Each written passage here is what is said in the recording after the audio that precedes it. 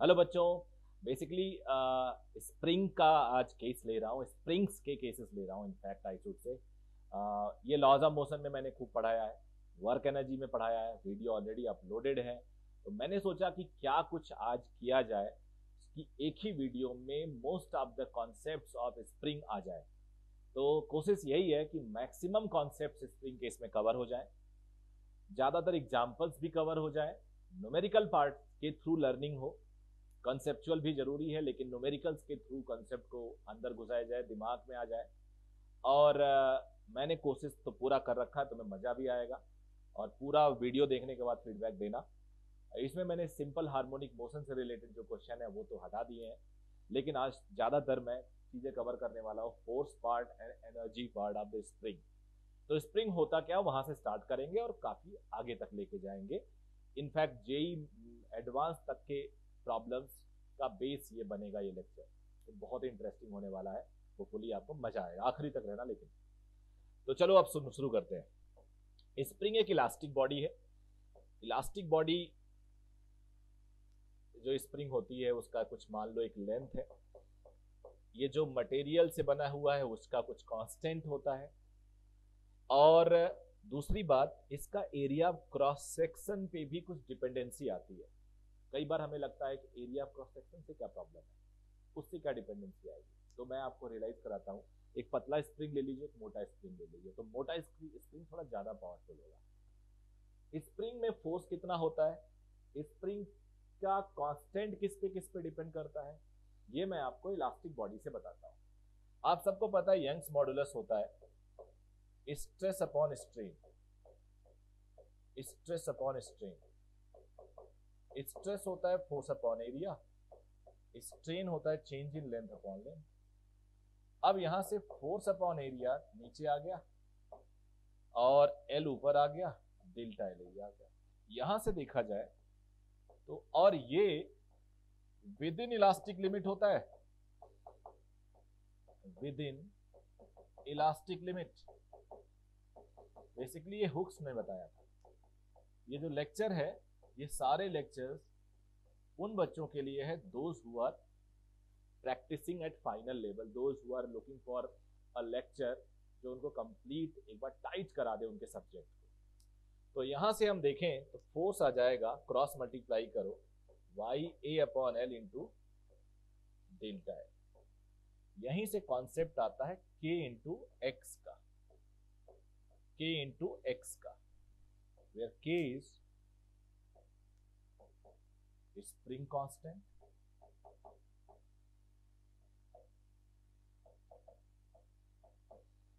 और x है compression और elongation in the spring.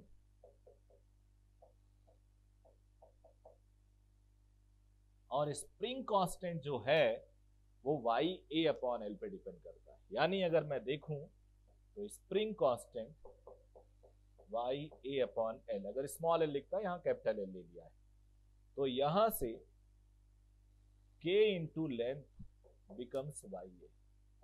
Y मतलब स्प्रिंग कांस्टेंट।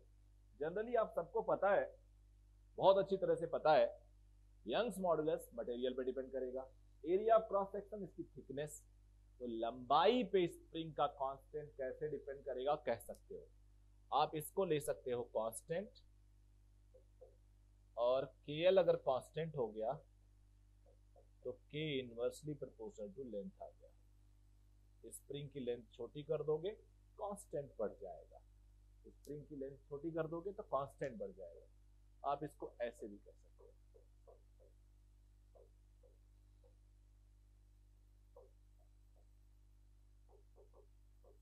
कांस्टेंट कर सकते हो। इस पूरे स्लाइड को मैं आप लोग को टेलीग्राम चैनल पे डीके मिश्रा फिजिक्स, इस वीडियो के भी नीचे टेलीग्राम चैनल का लिंक है, और ट्विटर और सारे जगह पे, तो सारी जगह ये वीडियो पोस्ट करता हूँ, आप वहां से भी देख सकते हो। तो ये हमने बेसिक इंट्रोडक्शन ले लिया। जिन बच्चों को पहले स्लाइड से लर्निंग क्या है, हर स्लाइड की लर्निंग देखिए। पहले स्लाइड की लर्निंग ये है कि जिन बच्चों को आज तक लगता था स्प्रिंग कांस्टेंट तो कांस्टेंट होता है, वो ना तो एरिया पे डिपेंड करता, ना लेंथ पे डिपेंड करता, मटेरियल पे डिपेंड करता। उन बच्चों को एक बात क्लियर हो गया कि स्प्रिंग कांस्टेंट एरिया पे भी डिपेंड करता है, स्प्रिंग कांस्टेंट लेंथ पे भी डिपेंड करता है, और इनफैक्ट अगर एरिया और मटेरियल सेम हो तो लेंथ के इनवर्सली प्रोपोर्शनल होता है। ये चीज पहले स्लाइड से आपने लर्न कर ली। अब दूसरी स्लाइड पे आते हैं। थोड़ा सा मैंने टाइम बचाने के लिए स्लाइड पे लिखा हुआ है, खुद भी लिखा हुआ है। अब देखो इसमें कुछ भी नहीं लिखा हुआ है, तो इसमें जानबूझ के कुछ भी नहीं लिखा हुआ है। अब स्प्रिंग के बारे में थोड़ा बहुत फोर्स के बारे में बात करें, लेकिन उससे पहले छोटी सी बात। ये स्प्रिंग है, अगर इसका लेंथ L है और कांस्टेंट K है, अगर मैंने इसके दो इक्वल पार्ट कर दिए L/2 L/2, तो गैस करो इसका K कितना होगा? बोलो बोलो बोलो। 2K होगा। अगर इसका और छोटा पार्ट कर दिया, 3 इक्वल पार्ट्स कर दिए, L/3 L/3 L/3, तो कितना होगा बेटा? 3K। थोड़ा सा डिफरेंट टाइप, 1/3 और 2/3 कर दिया, L/3 2L/3। अब क्या हो जाएगा K? तो थोड़ा कैलकुलेट करना भी सीख लो। मैं डायरेक्ट लिखना बता सकता हूं, लेकिन तुम लोग कभी कभी ऐसा फंस जाओ। तो K1 L/3, K2 2L/3 is equal to KL। यहां से K1 सीधे निकल के आएगा, ठीक है, इसको इसको करने से और इसको इसको करने से K2 आ जाएगा, 3K/2L, 3K/2। तो ये आ गया, यहाँ से LL कैंसिल हो गया, 3K/2, यहाँ LL कैंसिल हो गया, 3K हो गया, तो ये आपको मिल गया। अब जरा थोड़ा सा और इसमें हम लोग डिस्कशन करते हैं। थोड़ा सा और डिस्कशन कैसे करेंगे मैं बताता हूँ। इसको मैं थोड़ा खिसका दूंगा। I'll take the opportunity of technology. Let us find out one case. Case क्या डिफाइन ही कर रहा हूं मैं। मान लो एक स्प्रिंग है, उसी के मैंने 2-3 केसेस दिखे।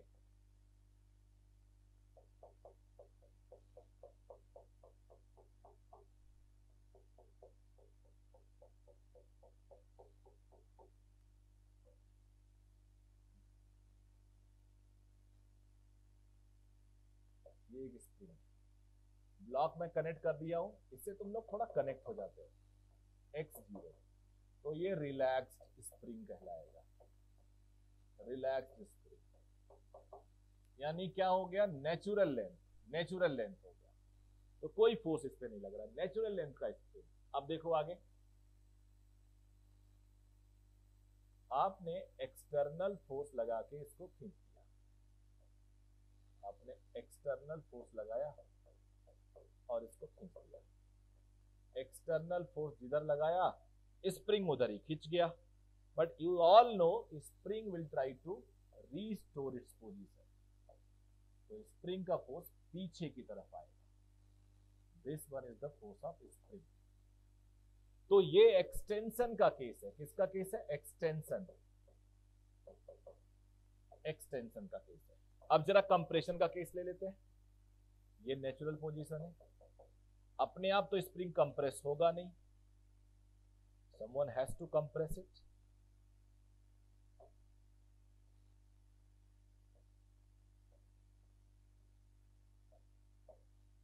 एक्सटर्नल फोर्स इधर किया, अब स्प्रिंग फिर लड़ेगा kx, तो it is a case of expanse, I am sorry compression है।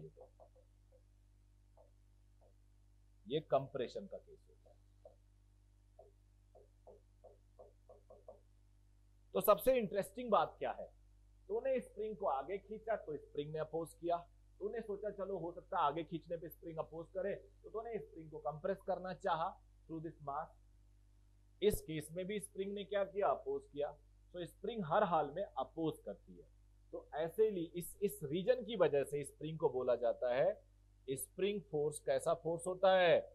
Spring force is a restoring force. Spring force is a restoring force. Spring force कैसा फोर्स हुआ? रीस्टोरिंग फोर्स हुआ। तो इट्स अ रीस्टोरिंग फोर्स कहलाता है, note कर लीजिएगा। Second slide से आपने क्या सीखा?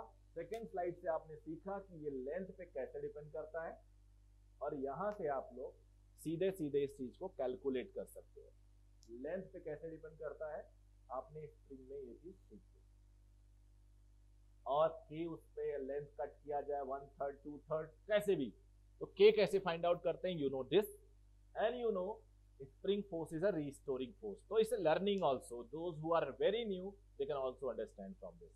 तो दो स्लाइड हमने स्प्रिंग का ले लिया। तीसरे पे आते हैं, देखते हैं। तीसरा भी ब्लैंक रखा है मैंने तो तीसरा भी ब्लैंक रखा है मैंने। तो नेचुरली इसमें भी कोई ना कोई इंफॉर्मेशन चाहिए होगी, वो देखते हैं क्या इंफॉर्मेशन चाहिए हमें, हम लोग क्या इंफॉर्मेशन इम्पार्ट कर सकते हैं। तो बेटा स्प्रिंग के दो केस बनते हैं। तो मैंने बोला कि ये जो लेक्चर है मेरा वो कंबाइन लेक्चर है। कंबाइन लेक्चर का मतलब हुआ कि इसमें हम लोग दोनों चीज देखेंगे, वर्क वाला पार्ट, एनर्जी वाला पार्ट और फोर्स वाला पार्ट। तो दोनों पार्ट के कॉन्सेप्ट आएंगे। अभी फिलहाल मैं आपको एक छोटा सा केस दे रहा हूं एग्जांपल, और जो आई थिंक मैंने शायद अगर लिखा होगा तो हाँ यहाँ पे कवर कर रखा है। तो ये जो पार्ट है ये एक एग्जांपल है, और ये एग्जांपल काफी इंपॉर्टेंट भी है। कई जगहों पे टेस्ट में आता है। कोई ऐसा कोचिंग इंस्टीट्यूट नहीं होगा जो इस क्वेश्चन को या इससे रिलेटेड क्वेश्चन को अपने यहाँ टेस्ट में ना रखे। तो this one is very very important. Like subscribe जरूर कर दीजिएगा यार, अगर नहीं किया हो तो ये आपके लिए पूरा कंटेंट प्लान करके आया हूं, तो लाइक सब्सक्राइब तो बनता ही है ना। अब क्या हो रहा है, इसमें पूछा क्या गया है कि कट करने के जस्ट बाद, just after cutting, what would be the acceleration of A, what would be the acceleration of B, दोनों को बताना है आपको। तो चलो पहले बिफोर कटिंग देख लेते हैं क्या हो रहा भाई। बिफोर कटिंग हो रहा है, इसको हम ऐसा करते हैं, थोड़ा आगे लेके जाते हैं और फिर एनालाइज करेंगे। बिफोर कटिंग बेटा ये वेट लगा रहा होगा और ये वेट लगा रहा होगा, यहां टेंशन होगा mg, और यहां पे जो kx फोर्स होगा ना वो दोनों को चेंज आएगा, बिकॉज kx 2mg को बैलेंस किए हुए। एक्सटेंशन नहीं बताना, हमें नहीं पता करना कितना एक्सटेंशन वगैरह है, एक कांस्टेंट होगा। कट करने के बाद क्या होगा, लेट अस सी जस्ट आफ्टर कटिंग क्या होने वाला है। जस्ट आफ्टर कटिंग क्या होने वाला है, जस्ट आफ्टर कटिंग ये होने वाला है।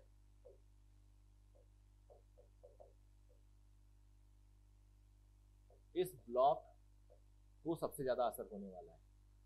इसमें जो स्ट्रिंग हैंग कर रहा था वो ढीला हो जाएगा ऐसे ऐसे। mg will keep acting, mg will keep acting,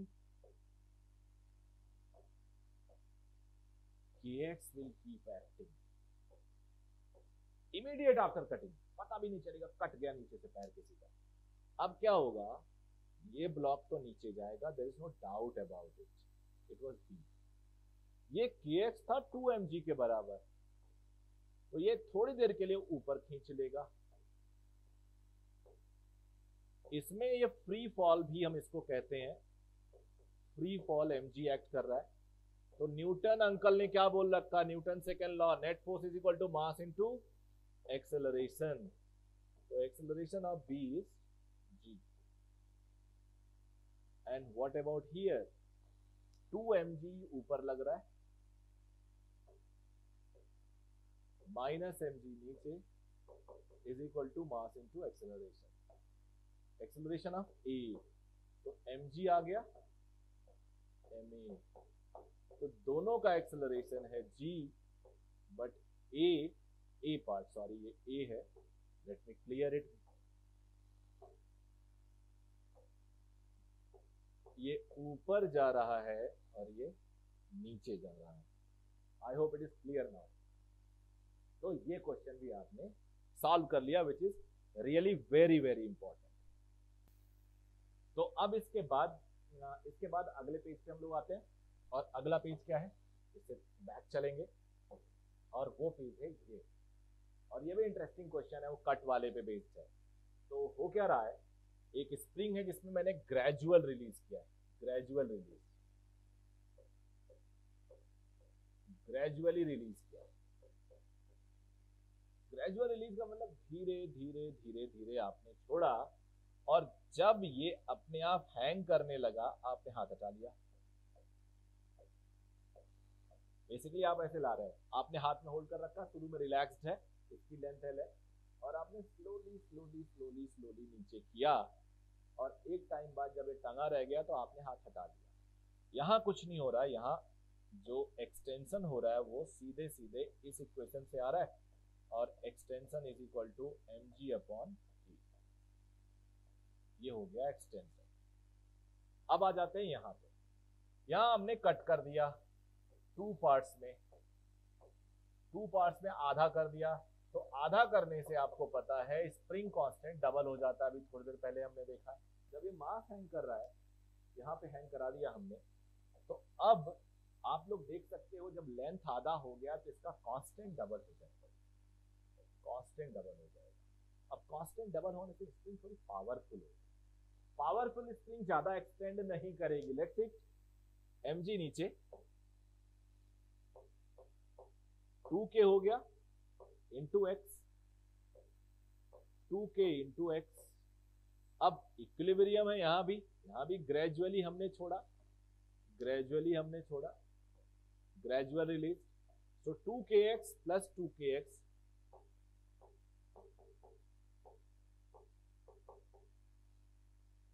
अब ये हो गया 4kx, यानी एक्सटेंशन हो गया mg upon 4। What was the previous extension? It was mg by k। तो अभी एक्सटेंशन हो गया प्रीवियस वाले का 1/4 टाइम्स x नॉट बाई 4। तो ये फर्क पड़ गया स्प्रिंग को कट करने से। अब एग्जैक्टली यही क्वेश्चन आपको सिंपल हार्मोनिक मोशन में मिलेगा। तो एक तरह से देखा जाए कांस्टेंट इज रफली बिकम्स 4k। स्प्रिंग में बोला जाएगा ऐसे लटकाया गया एक ब्लॉक, और block is hanging like this, what will be time period. तो टाइम पीरियड निकाल लो, फिर बोला जाएगा कि ब्लॉक स्प्रिंग को दो पार्ट में कट कर दिया गया, and same block is attached like this, what will be the new time period. तो अगर आपको के पता हो तो आप आराम से निकाल सकते हो, लेकिन वहां ऑसिलेशन में इसको पढ़ाऊंगा दोबारा से। तो अब आ जाते हैं अगले पार्ट में, ये एक केस ले लेते हैं। अब एनर्जी पार्ट ले लेते हैं। Energy part is little more interesting. तो energy part is even more interesting. इस स्लाइड में हम लोग बात करेंगे। अभी हम लोग यहां पे निकालते हैं जरा वर्क डन बाय स्प्रिंग।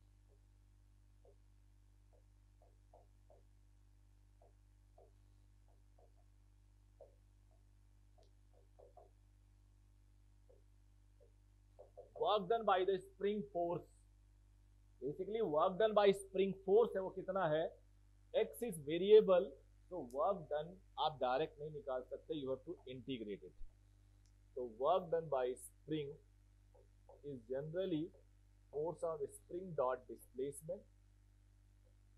अब बेटा देख, तो अगर तुम अपने आप को कंप्रेस तो होगा नहीं, रिलैक्स स्प्रिंग। अब स्प्रिंग को कंप्रेस करने के लिए तुम्हें एक एक्सटर्नल फोर्स की जरूरत पड़ेगी।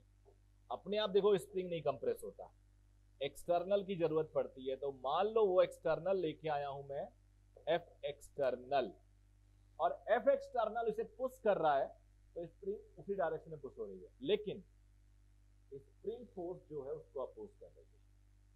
अब एक काम और कर सकते थे, आप स्प्रिंग को खींच सकते थे। आप स्प्रिंग को अगर खींचते, मान लो स्प्रिंग को आप ऐसे खींच रहे हो,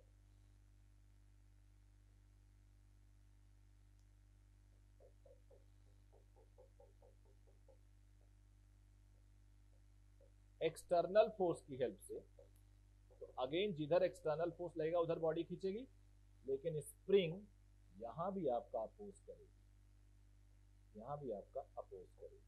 जैसे मैंने बोला आपको थोड़ी देर पहले, मैंने बोला स्प्रिंग रिस्टोरिंग फोर्स होता है, तो वो चीज यहां आपको दिख रही है।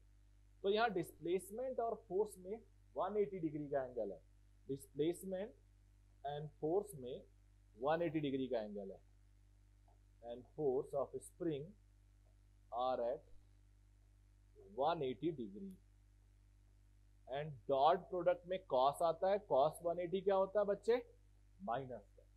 तो ये बन जाएगा kx dx और माइनस साइन। अब माइनस साइन को हम बाहर निकाल सकते हैं, माइनस साइन को हम बाहर निकाल लेते हैं, k को बाहर निकाल लेते हैं, x dx। अब जब हम इंटीग्रेट करते हैं तो we have to define the limit, कहां से कहां तक कंप्रेस किया, कहां से कहां तक खींचा। तो ये मान लो मैं x initial to x final, x initial compression और elongation, x final, final compression और इलॉन्गेशन। तो वहां से अगर हम इंटीग्रेट करते हैं तो x dx का integration X square by two बाहर आ जाएगा और ये हो जाएगा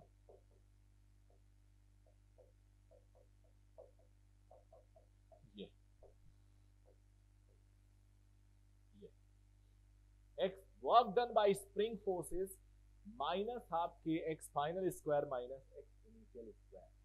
अब इसको आगे कैसे ले चलेंगे हम लोग, इसको हमें कैसे डिफाइन करना है, कैसे लिखना है, वो मैं आपकी हेल्प करता हूं,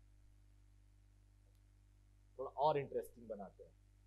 तो मेरे पास यहाँ कोई स्पेस नहीं है, तो एक स्पेस क्रिएट कर लेता हूँ। तो ये स्पेस तो सबसे नीचे जाके क्रिएट हुआ, हम लोग यहाँ पे थे, तो यहाँ पे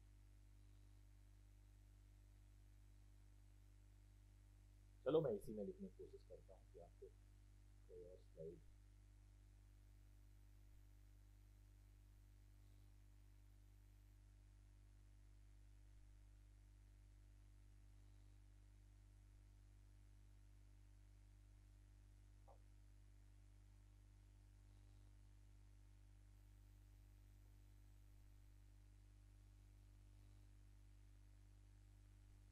ये स्प्रिंग का केस हो गया,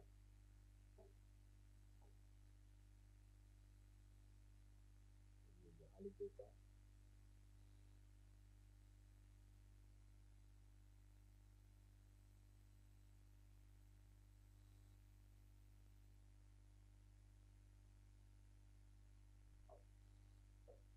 अब जो मैं बताने वाला हूँ one of the most important part, पहला एक मिसकंसेप्शन बच्चों के दिमाग में होता है, बहुत बड़ा मिसकंसेप्शन। मिसकंसेप्शन क्या कहता है, मिसकंसेप्शन कहता है कि स्प्रिंग हमेशा नेगेटिव वर्क करती है। रीजन क्या होता है, सबको लगता है कि जब तुम खींचो तो स्प्रिंग रीस्टोर करती है, जब तुम कंप्रेस करो तो स्प्रिंग बाउंस करना चाहती है। तो ऐसे केसेस में एक परसेप्शन आ जाता है कि spring always does negative work. But यहाँ पे आज मैं रिवील करने वाला हूँ इस स्लाइड में सबसे बड़ा इंफॉर्मेशन, जिन बच्चों को नहीं पता कि spring also does positive work, spring also does zero work. Spring इसीलिए हम बोलते हैं कंजर्वेटिव फोर्स होती है, पाथ इंडिपेंडेंट। माइनस एक्स से लेके, अगर तुम कंप्रेशन को माइनस बोलते हो, इलॉन्गेशन को प्लस बोलते हो, उल्टा भी बोल सकते हो, इससे और कन्वेंशन। तो माइनस एक्स से प्लस एक्स लाने में स्प्रिंग जीरो वर्क करती है, प्लस एक्स से माइनस एक्स ले जाने में स्प्रिंग जीरो वर्क करती है। तो यहाँ जो केसेस हैं, पहला केस है x initial is zero, x final is plus minus x, यानी इसे मैं बोल रहा हूं मीन पोजीशन। मीन पोजीशन जहां रिलैक्स्ड है, मीन पोजीशन यानी रिलैक्स्ड स्प्रिंग। यहां से लेके हम चल रहे हैं एक्सट्रीम तक, एक्सट्रीम पोजीशन। तो मीन पोजीशन से एक्सट्रीम पोजीशन पे स्प्रिंग क्या वर्क करती है, आई को जीरो करो, इसको एक्स रख दो, तो स्प्रिंग नेगेटिव वर्क। यानी जब आप एक स्प्रिंग को कंप्रेस करते हो या इलॉन्गेट करते हो from its standing mean position, तो उस समय स्प्रिंग नेगेटिव वर्क करता है, याद रखना। सेकंड पॉइंट, इफ लिख देना जरूरी होता है। X i is equal to plus minus x, x f is zero, extreme to mean.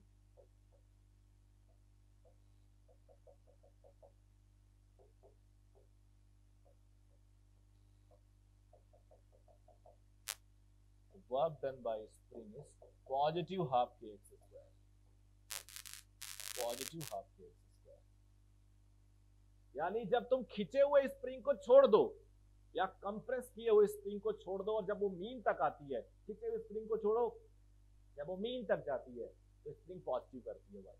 देखो कैसे, तुमने एक स्प्रिंग को दबाया और छोड़ दिया, व्हाट विल हैपन, कि एक्स इधर और डिस्प्लेसमेंट भी इधर टिल दिस पॉइंट। हाँ, उसके बाद बिकॉज ऑफ इनर्शिया यहां नहीं रुकेगी, आगे बढ़ जाएगी, और जैसे आगे बढ़ेगी डिस्प्लेसमेंट आगे और फोर्स पीछे लगने लगेगा। तो केवल मीन पोजीशन तक, एक्सट्रीम से मीन, यहां भी तुम खींच के छोड़ दो तो kx पीछे, देखो डिस्प्लेसमेंट पीछे होगा।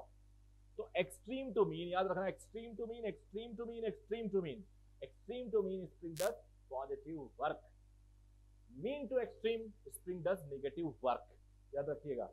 अब तीसरा पॉइंट एक और बता दूं, स्पेस फिर मैं क्रिएट करूंगा, एक पेज और इसके लिए मुझे बचाना था, बट कोई फर्क नहीं पड़ता, तो इतना टफ टॉपिक आप नहीं पढ़ रहे हो।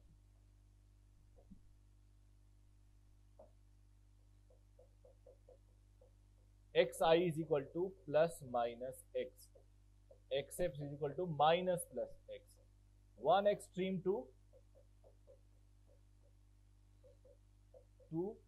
अदर। एक जगह से खींचा और दूसरे जगह तक जाने का work, one extreme to other, work done by spring zero. तो स्प्रिंग जीरो कब वर्क करता है, स्प्रिंग पॉजिटिव कब वर्क करता है, स्प्रिंग नेगेटिव कब वर्क करता है, मुझे लगता है एकदम क्लियर हो गया है आपको। प्लीज बताना क्लियर हुआ कि नहीं हुआ, बहुत जरूरी है, प्लान करके आया हूं इसको, तो मुझे लगता है कि ठीक लगेगा तुम्हें थोड़ा। कई बार आपको ना, those who are very much comfortable in the chapter, sometimes they want to get only 10% of the knowledge which he may have missed during his study, तो वो लोग 1.5 के स्पीड पे वीडियो करके देख सकते हैं। तो अब आ जाते हैं अगले पेज पर, ये एनर्जी पार्ट ही है, एनर्जी पार्ट ही है। अब हमें चाहिए मैक्सिमम कंप्रेशन, हमें क्या चाहिए, मैक्सिमम कंप्रेशन चाहिए। बेस्ट क्वेश्चन, बिगिनिंग है, सबको पता है, जब टीचर स्टार्ट करता है तो यहीं से करता है, लेकिन आगे इसको मैं मजा लाने वाला हूँ, समराइज करवाने वाला हूँ आप सबको इनफैक्ट। अब क्या होगा, जब आप इसको छोड़ोगे तो ये स्प्रिंग को दबाते हुए आगे निकलेगा और तब तक आगे जाएगा जब तक मोमेंटरली ये जीरो पे ना आ जाए, उस टाइम स्प्रिंग में कंप्रेशन आ चुका होगा ये, और यही रेफरेंस लाइन है। अगर तूने वर्क एनर्जी एंड पावर मेरे वीडियो से पढ़े होंगे, 3 वीडियो शायद है मेरे, उनमें मैंने रेफरेंस लेके सॉल्व किया और एक ही फार्मूला पूरे चैप्टर में चला है, तो प्लीज देखना जरूर अगर तुम्हारा work energy and power clear ना हो। इस क्वेश्चन को मैं सॉल्व करता हूँ। स्टार्ट में मैं लिखूंगा मैकेनिकल एनर्जी कंजर्वेशन है, के फाइनल और यू फाइनल। इस चैप्टर में 2 टाइप की पोटेंशियल एनर्जी है, एक होगा ग्रेविटेशनल पोटेंशियल एनर्जी जिसे तुम mgh बोलते हो, एक होगी spring potential energy. Spring potential energy half के एक्स स्क्वायर होती है, दबी हुई स्प्रिंग या खिंची हुई स्प्रिंग में पोटेंशियल होता है, दोनों में स्प्रिंग का वर्क डन नेगेटिव, और potential is, if you know the concept, potential energy no is minus work done by conservative force. तो दबी हुई स्प्रिंग और खिंची हुई स्प्रिंग दोनों की वर्क डन नेगेटिव होती है, तो इसलिए पोटेंशियल पॉजिटिव होता है। तो एक चीज इस क्वेश्चन में खास बात है, वो ये है कि पोटेंशियल ग्रेविटेशनल जीरो होगा क्योंकि रेफरेंस दे दिया, उसी रेफरेंस पे कोई हाइट ही नहीं है, जब हाइट नहीं है तो ग्रेविटेशन पोटेंशियल इज जीरो। अब आगे बढ़ते हैं, kinetic energy half mv square. Initial potential ना स्प्रिंग की है ना ग्रेविटी की है, तो ये जीरो। कारण क्या है, ग्रेविटी रेफरेंस है, स्प्रिंग शुरू में रिलैक्स्ड है, फाइनल काइनेटिक जीरो हो गया, स्प्रिंग अब दबी हुई है, ग्रेविटेशनल पोटेंशियल है ही नहीं। सॉल्व करते हैं, हाफ से हाफ गया,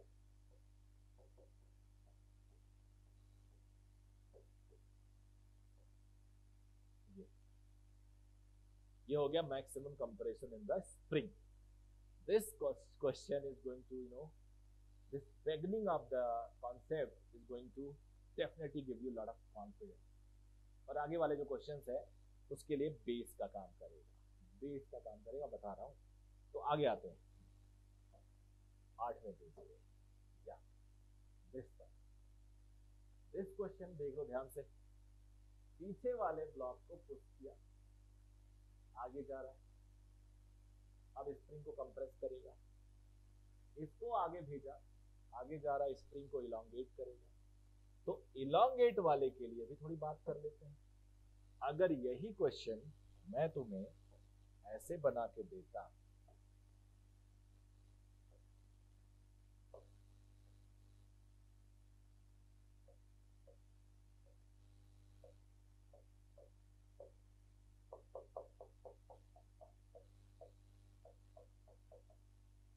तो आप बिल्कुल यही काम करते, तब तक आगे लेके जाते जब तक इसकी स्पीड 0 ना हो जाती और स्प्रिंग एक्स इलोंगेट हो जाता, अगेन एक्स उतना ही आता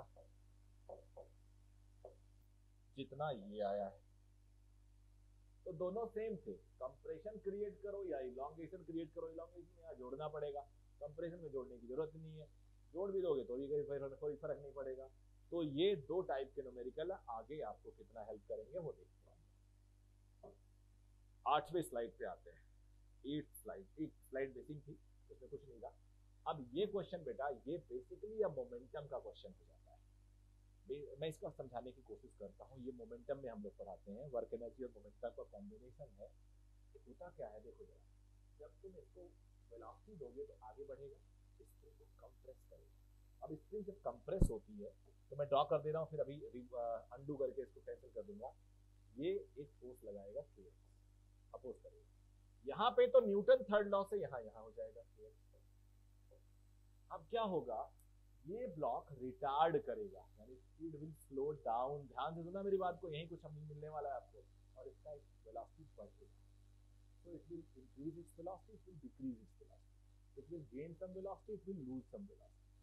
So in the process of gaining, see my hand, देखो मेरा हाथ देखो, in the process of gaining and the process of losing, ये थोड़ा कम है, ये ज्यादा है, फिर भी ये कंप्रेशन बढ़ता जाएगा। कंप्रेशन बढ़ने की वजह से एक्स बढ़ेगा और फोर्स के एक्स बढ़ेगा, जो और ज्यादा इसको एक्सलरेट करेगा और ज्यादा इसको रिटार्ड करेगा। और एक समय ऐसा आएगा जब दोनों की स्पीड इक्वल हो जाएगी। तो अब दोनों की स्पीड अगर इक्वल हो जाए, पीछे वाला हाथ दबा रहा है, आगे वाला हाथ आगे बढ़ रहा है, धीरे धीरे ये तेज चल रहा है, जब दोनों की स्पीड बराबर हो गई तो दोनों सेम डिस्प्लेसमेंट लेंगे, फिर दबाना, कंप्रेस होना बंद हो जाएगा। और अभी भी इस पर फोर्स लग रहा है, इस पर रिटार्डेशन लग रहा है, तो अब ये बढ़ेगा, ये घटेगा, तो अब फिर से एक्सपेंशन हो जाएगा। तो प्रोसेस क्या होगा, प्रोसेस होगा कंप्रेशन रेयरफैक्शन, फिर कंप्रेशन रेयरफैक्शन। तो यहाँ पे कंप्रेशन, सबसे ज्यादा कंप्रेशन तब आएगा जब दोनों की स्पीड बराबर हो जाए। That is the key point of this question. Same here also, की पॉइंट ऑफ द क्वेश्चन क्या होगा, जब दोनों का वेलोसिटी सेम हो जाएगा। और एक्सटर्नल फोर्स नहीं है, स्प्रिंग इंटरनल फोर्स है, फ्रिक्शन है नहीं, तो लीनियर मोमेंटम हॉरिजॉन्टली कंजर्व हो जाएगा। एक वीडियो बनाया हूँ जल्दी। तो अब इसका अगला पड़ाव क्या होगा, दोनों सेम स्पीड से चलेगा ड्यूरिंग द मैक्सिमम कंप्रेशन।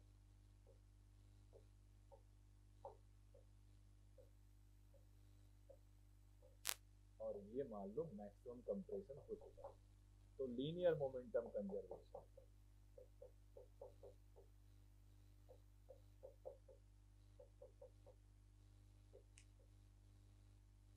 यहां से v आ जाएगा,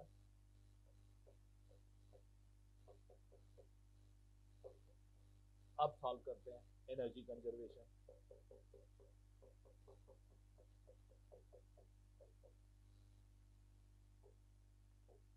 इनिशियल काइनेटिक एनर्जी,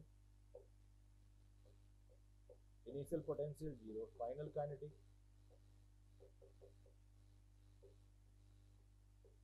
स्प्रिंग की पोटेंशियल, ग्रेविटेशनल पोटेंशियल नहीं होगा, इसे रेफरेंस ले लिया। तो हाफ तो हर जगह से निपटा ही दो, m2 v0 स्क्वायर, इसको इधर ले आओ minus m1 plus m2, v की वैल्यू यहां से रखो,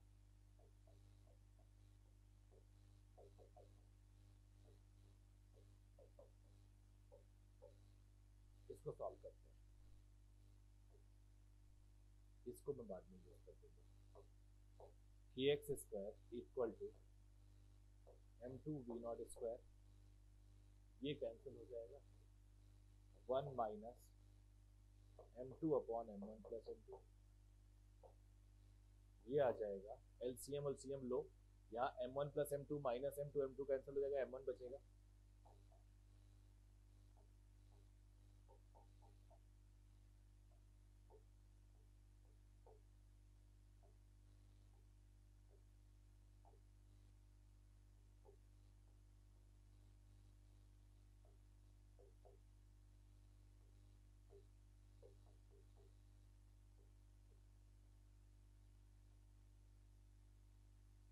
ये है answer, x is equal to V not under root m1 m2 upon m1 plus m2 into 3।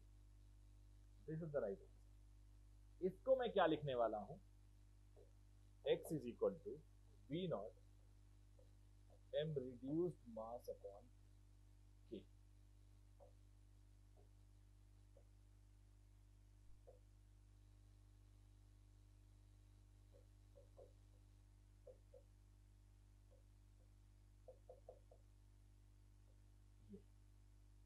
Reduced mass का कॉन्सेप्ट आ गया। अभी मैं समझाने वाला कुछ और इंटरेस्टिंग चीज देने वाला हूं।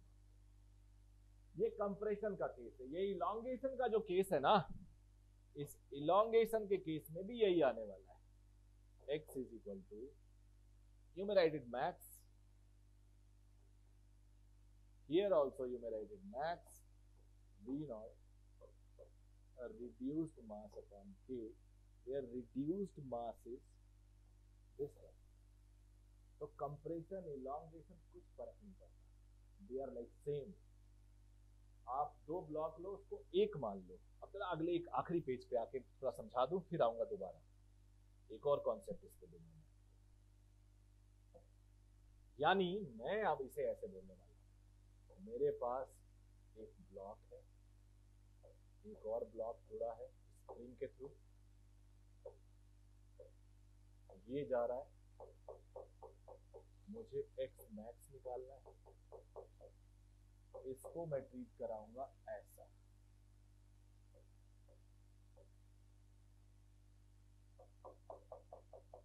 रिड्यूस्ड मास v नॉट और x मैक्स ऐसे केस में आता है। हमने पढ़ा सबसे पहला एग्जांपल एनर्जी का यही पढ़ा, ये आता है।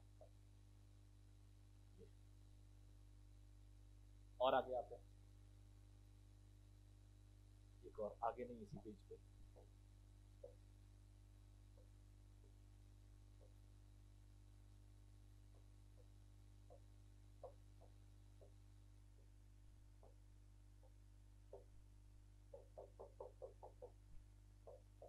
ये होगा बिल्कुल ऐसा,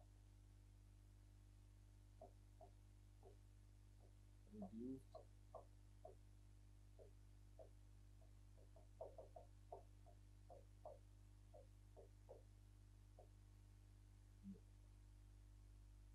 बोथ आर सेम। यानी दो ब्लॉक को मैंने एक ब्लॉक में बना लिया। आज के बाद हमेशा ऐसा कर लेना। इवन टाइम पीरियड निकालने में ऑसिलेशन चैप्टर में भी यही होगा।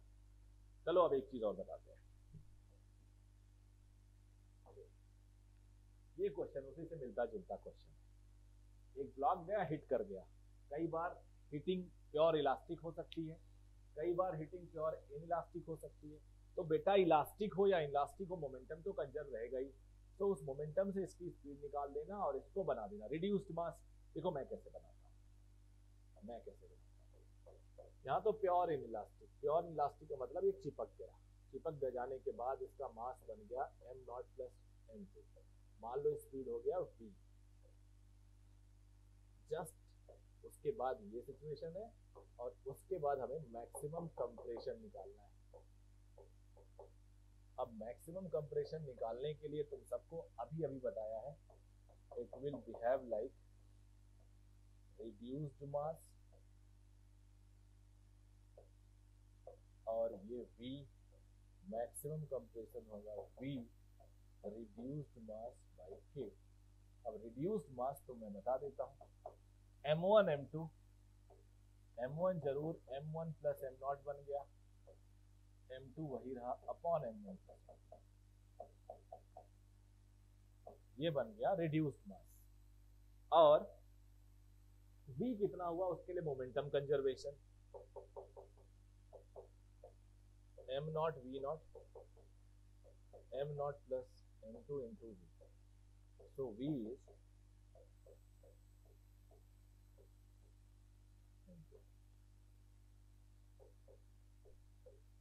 ये v यहां रख दो, mr आपको आ चुका है एंड विल गेट आंसर। तो कितना आसान क्वेश्चन हो गया। इस क्वेश्चन को भी आपने 2 लाइन में सॉल्व कर लिया।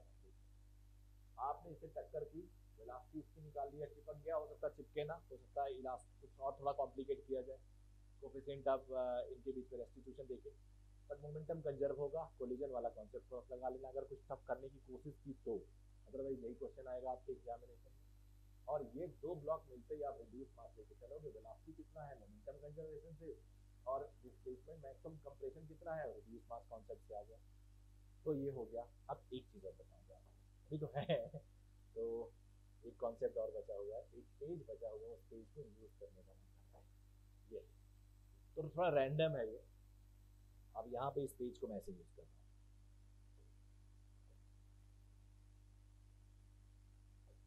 ये ब्लॉक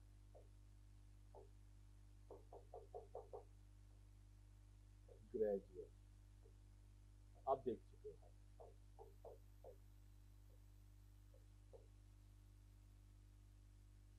मान लो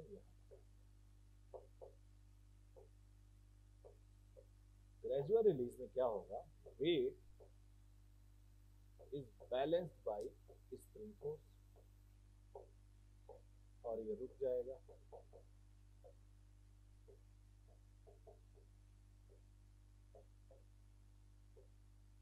ये आगे बढ़ते हैं।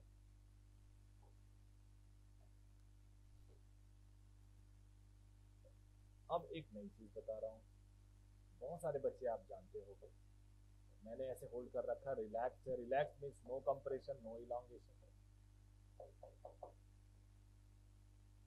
अब हमने क्या किया, सडन रिलीज किया।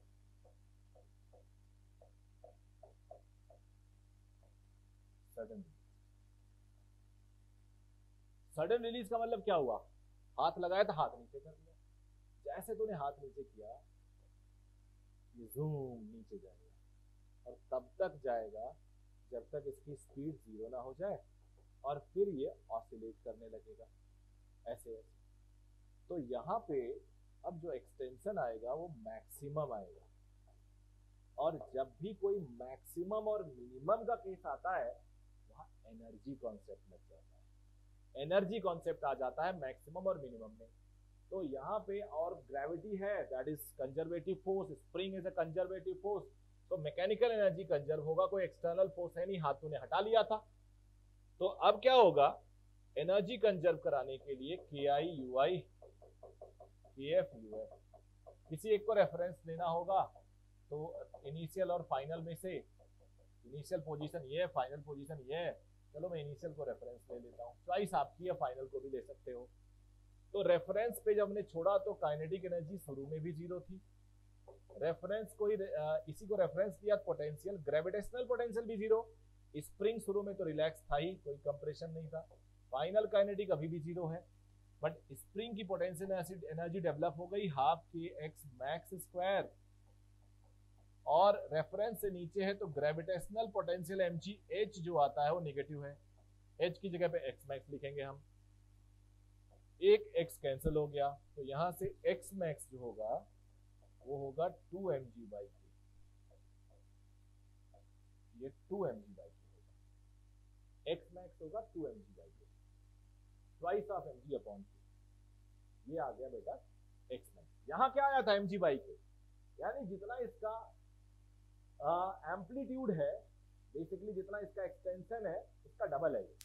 इनफैक्ट वो जो x0 आए यहाँ पे बोला जाए मीन पोजीशन जो थी इससे पहले, वो इसकी भी मीन बन जाएगी, और इसी के अराउंड x0 ये घूमेगा, ऐसे अलाउ किया जाए तो ये 2x0 के बराबर हो गया, यहाँ मैंने x0 लिखा था, और ये 2x0 में ऐसे ऐसे ऑसिलेट करेगा, एनर्जी बैलेंस। तो ये हमने निकाल लिया ग्रेजुअल रिलीज, यहाँ पे हाथ ने एक्सटर्नल वर्क किया था जिसकी वजह से लॉस आया और पूरी एनर्जी नहीं रिलीज हो पाई, स्प्रिंग पूरा नीचे नहीं आ पाया। यहाँ हमने हाथ हटा लिया था, कोई एक्सटर्नल वर्क था ही नहीं, तो एनर्जी कंजर्व है, पोटेंशियल काइनेटिक में भूल रहा है। अब आ जाते हैं सबसे इंटरेस्टिंग और थोड़ा जो मुश्किल क्वेश्चन है, इसको अगर मेरे कॉन्सेप्ट से सॉल्व नहीं करोगे तो will be very difficult for you, believe me it will be very difficult for you, but I am going to give you very easy method, और this method is valid everywhere, this method is valid everywhere, याद रखना। अब method क्या है बताता हूं।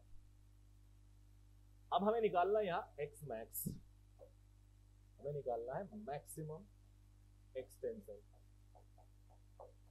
Maximum extension. अब बेटा देख, इसका सेंटर ऑफ मास मान लो ये है, मैं कॉन्सेप्ट दे रहा हूं, ध्यान से सुनना। एक्सेलरेशन ऑफ सेंटर ऑफ मास क्या है, m1 है प्लस m2, ये ऐसे लिख लो, पूरे सेंटर पे, पूरे सिस्टम पे एक्सेलरेशन ऑफ सेंटर ऑफ मास क्या है, ये है फोर्स अपॉन टोटल मास, ये आ गया। अब क्या होगा, ध्यान से सुनो, इस सेंटर ऑफ मास फ्रेम में आ जाता हूं। Consider the motion of blocks with respect to centre of mass frame. अब सेंटर ऑफ मास फ्रेम एक एक्सेलरेटिंग फ्रेम है, उसके रेफरेंस में जब तुम जाओगे तो वो नेचुरली रेस्ट पे आ जाएगा, अगर उसके रेफरेंस में जाओगे तो रेस्ट पे आ जाएगा। तो ये ब्लॉक है, ये ब्लॉक की पोजीशन है,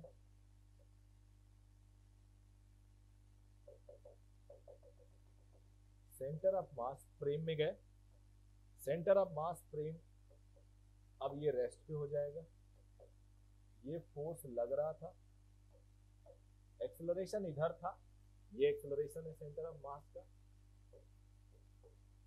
ये सूडो बन के आ जाएगा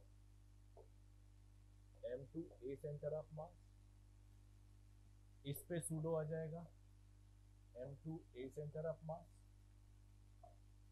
बहुत इंटरेस्टिंग रिजल्ट देने वाला हूं, बहुत इंटरेस्टिंग, सारे बच्चे इसको ध्यान से पढ़ लेंगे प्लीज। ये m1 होगा,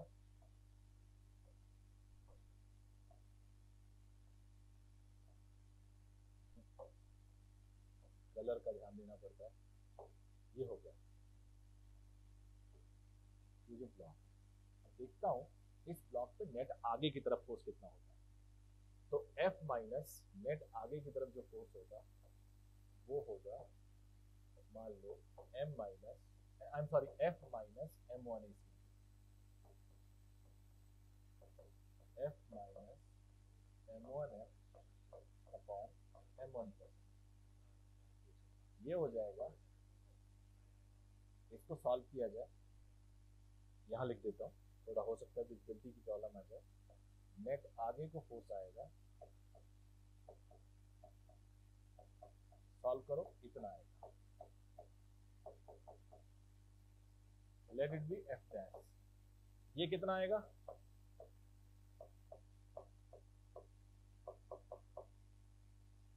ये फोर्स और ये फोर्स इक्वल आ रहा है, दोनों ये फोर्स और ये फोर्स इक्वल आ रहा है। बहुत ही इंटरेस्टिंग और सबसे अच्छी बात ये है कि दोनों फोर्स इक्वल आता है, यहाँ नेट निकालोगे जो आ रहा है वही यहाँ आएगा। यानी अगर मैं इसको ड्रॉ करूं, सेंटर ऑफ मास फ्रेम में लेने पे यहाँ पे जो फोर्स आ रहा है वो एफ डैश मैंने मान लिया, यहाँ पे जो फोर्स आ रहा है वो एफ डैश आ रहा है, सेंटर ऑफ मास रेस्ट पे, ये सेंटर ऑफ मास रेस्ट पे। अब ये ब्लॉक अलग है, ये ब्लॉक अलग है, अब ये तुम्हें थोड़ा खींचेगा, मान लो यहां तक खींच के ले आया, अब कौन कितना खींचेगा इनर्शिया पे भी डिपेंड है, मान लो ये x1 खींचा और ये इधर लाया x2 डिस्टेंस तक, और तब तक लेके आएगा जब तक रिलेटिवली ये रेस्ट ना हो स्प्रिंग। तो अब सेंटर ऑफ मास रेस्ट पे ये हाथ एक खींच रहा है, एक हाथ एक खींच रहा है, एक x1 खींचा, एक x2 खींचा, तो अब इसको हम सॉल्व करने के लिए work done by F dash on 1, work done by F dash on 2 plus work done by spring is equal to change in kinetic energy. और कोई वर्क है ही नहीं। वर्क एनर्जी थ्योरम, कौन सा theorem? Work energy theorem.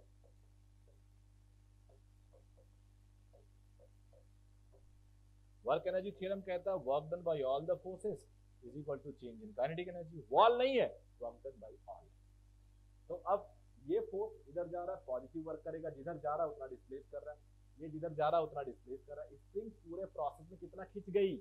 x1 plus x2, x1 plus x2। Spring खिंच रही है तो निगेटिव वर्क करेगी। तो इस हिसाब से अगर हम देखें तो मैं इसको यहां लिख देता हूं, एफ डैश इधर वाला x2, एफ डैश इधर वाला x1, स्प्रिंग का work minus half k x1 plus x2 whole square is equal to change in kinetic which is 0। क्योंकि शुरू में भी रेस्ट पे था और तब तक खींचेगा जब तक इसकी रिलेटिव वेलोसिटी दोनों जीरो ना हो जाएं। तो अब यहां से एफ डैश कॉमन ले लो, x1 प्लस x2, इधर half k x1 plus x2 square, तो यहां से गया, तो यहां से extension 2f dash by k, f dash कितना है? इतना है।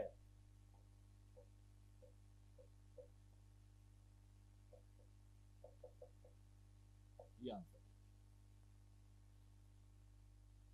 ये मुश्किल क्वेश्चन माना जाता है, इसलिए मैंने आसान बना दिया। एक बार फिर से देखो, एक क्वेश्चन दिया है जिसमें एक फोर्स दिया, एक फोर्स, दो फोर्स, तीन फोर्स, चार फोर्स, पांच फोर्स, याद रखना 10 फोर्स लगा दिया गया। आंसर दोनों की तरफ इक्वल फोर्स निकल के निकल के आएगा। मैं अभी बता दे रहा हूँ, आपको कुछ नहीं करना है, आपको सेंटर ऑफ मास का एक्सेलरेशन निकाल लेना है। सेंटर ऑफ मास का एक्सेलरेशन पूरे सिस्टम में कितना फोर्स लग रहा है अपन टोटल मास। फिर आप सेंटर ऑफ मास फ्रेम में फ्री बॉडी डायग्राम बनाइए, सूडो लगेगा, सूडो पीछे एक्सेलरेशन का एक्सप्रेशन आगे था, सूडो पीछे। इस पे 84 से इसकी वैल्यू निकाल लिया, ये सेंटर ऑफ मास लग गया, इतना आया। इस पे एक आगे एक पीछे, तो नेट निकाल लिया, आगे की तरफ एफ माइनस ये वाला। आज जब सॉल्व किया एग्जैक्टली वही आ रहा है जो पीछे आया, इसलिए मैंने दोनों को एफ डैश नाम दे दिया। मास अगर सेम होते दोनों सेम अमाउंट खींचते, मास डिफरेंट है तो मान लो x2 खींचा, x1 खींचा, स्प्रिंग टोटल खींच गया x1 प्लस x2। तो इसने वर्क किया f2 f डैश x2, इसने वर्क किया f डैश x1, स्प्रिंग फैल गया तो माइनस वर्क किया, सॉल्व किया, आंसर। कितना आसान क्वेश्चन है ये। इस तरह से जितने भी क्वेश्चन तुम्हारे पास है, जितने भी क्वेश्चन तुम्हारे पास है, लाओ, you'll get same answer, you'll get same answer, same method। मैं अभी सॉल्व करके देता हूँ। ये देखो क्वेश्चन, एक क्वेश्चन ले लिया मैंने, सेंटर ऑफ मास इधर एक्सेलरेट करेगा, सेंटर ऑफ मास का एक्सेलरेशन एफ इधर है, F minus F upon total F by 2, centre of मास। अब सेंटर ऑफ मास पे आ जाते हैं, फ्रेम पे आ जाते हैं।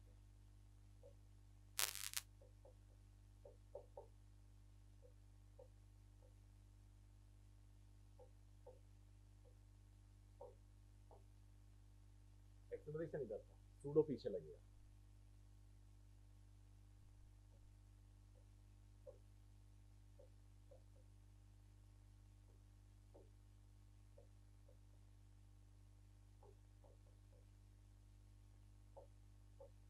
ये जरा एफ डैश निकाल लीजिए, नेट मान लो एफ डैश आएगा F minus m2 a centre, F minus m2 और a सेंटर ऑफ मास है f upon 2m1 plus m1। देखते हैं कितना f 2 भी कम,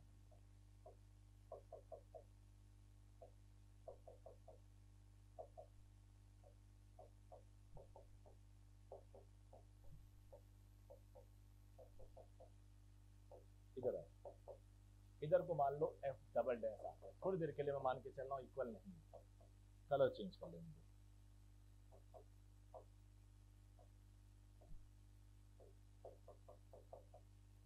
f बाई 2 f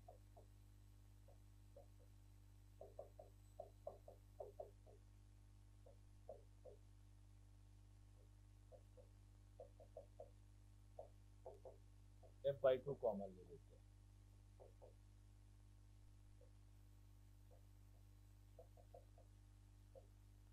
सॉल्व करते हैं तो ये तो 2m2 प्लस m1 अपॉन, देखते हैं यहाँ कुछ गड़बड़ हो सकता है। हाँ गड़बड़ हो गया, गड़बड़ हो गया है।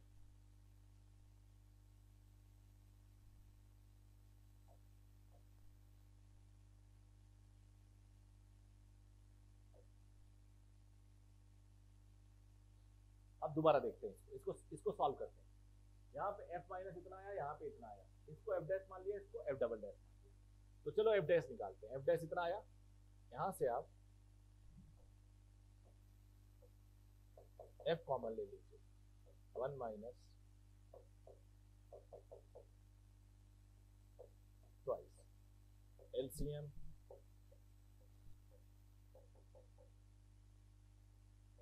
तो 2m1 plus 2m2 minus f2, ये आ गया 2m1 plus m2 upon 2m1 plus,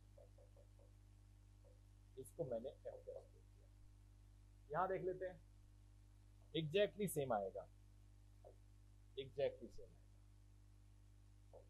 f double dash is equal to, f double dash मैंने मान लिया, बट यू नो ये इक्वल आएगा, ये मैं पहले से आपको बता दूंगा।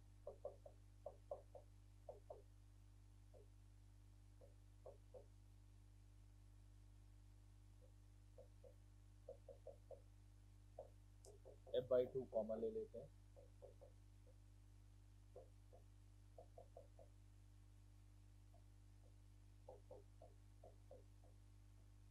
LCM लो,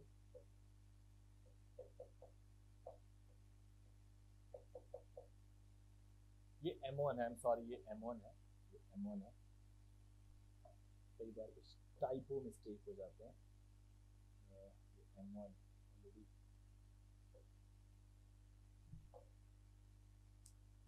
m1 है तो m1 और ये 2m1, ये f डबल डैश। आप देखोगे f double dash f dash के बराबर आ गया, f डैश के बराबर f डबल डैश, दोनों बराबर आ गए। तो अब मैक्सिमम एक्सटेंशन, इससे पहले वाले में क्या है, मैक्सिमम एक्सटेंशन क्या है, maximum extension was 2f by k, 2f dash by k। तो यहाँ भी मैक्सिमम एक्सटेंशन यही आएगा,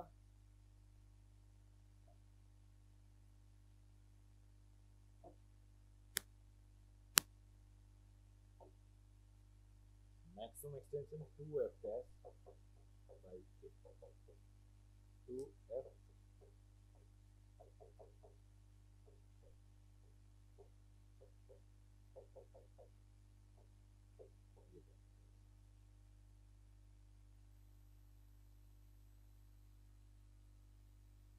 दिस वन इज राइट। तो अब एक जो कंक्लूजन मैं आपको और देता हूं वो ये है, कभी भी आपको ऐसा क्वेश्चन मिले इस पे f1, इस पे f2, so get a center of mass, फिर उसके फ्रेम में आ जाओ, फिर देखना ये x1 मान लो बढ़ता है,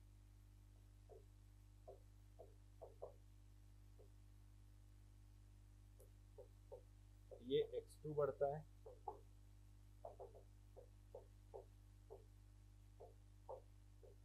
x1 प्लस x2 आ जाएगा 2f dash by. f dash कैसे निकालोगे, सूडो फोर्स मान लो आगे जा रहा है, इसके पीछे उससे निकाल लोगे, जो मैंने दो न्यूमेरिकल बताया। तो ओवरऑल ये कंप्लीट स्प्रिंग मास सिस्टम का समरी है। आई होप अगर इसको तुम ढंग से पढ़ोगे क्लियर आ जाएगा और एक बड़ा तेजी से रिवाइज हो जाएगा पूरा का पूरा। Thank you very much.